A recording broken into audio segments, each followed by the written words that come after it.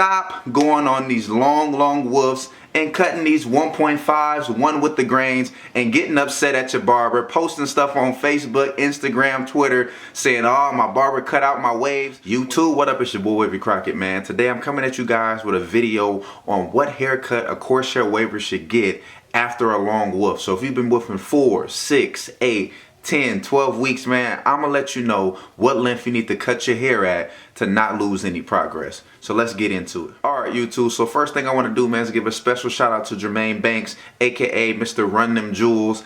He was on my Facebook Live and he hit me up with this question. So I'm making this video especially for him and all my coarse hair wavers out there. So like I said, man, this video right here is for all my coarse hair wavers out there. So my straight hair wavers, don't get in your feelings. I'm gonna have a special video for you guys in the future, letting you guys know what haircut length you guys should cut after a long woof. Let's get into it. So if you've been woofing 4 weeks as a coarse hair waver, I recommend that you cut no lower than a 2 with the grain. I would only recommend cutting a 1.5 after a 4-week woof. Would be only if you're trying to shift. That would be the only reason. 1.5s are basically cuts that are for people with hair that's super trained, not for people that are beginners and are trying to save their progress. Here's a quick tip for you guys, man. The higher guards that you cut after a woof, the quicker you get back into your woof. So if you're cutting a 1.5, it's gonna take 2 weeks for your hair to get dark and then you're right back woofing. But if you cut a 2, you're instantly right back woofing the next week. 2.5, you're automatically right back woofing, man. So remember, the higher guards that you cut, the quicker you get back into your woofing stage. All right, so if you've been woofing 6 weeks,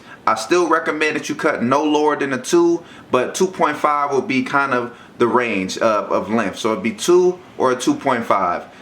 No lower than a 2 though. If you've been woofing 8 weeks, I recommend no lower than a 2 for a coarse hair waver, but no higher than a 3 guard.